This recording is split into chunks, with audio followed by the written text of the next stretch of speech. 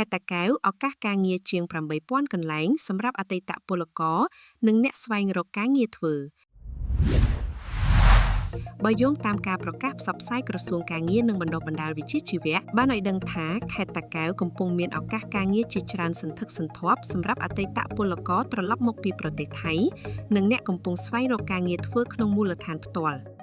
ក្រសួងការងារបានបញ្ជាក់ថាគិតត្រឹមសប្តាហ៍ទី3ខែមេសាឆ្នាំ2026ខេត្តតាកែវមានឱកាសការងារសរុបចំនួន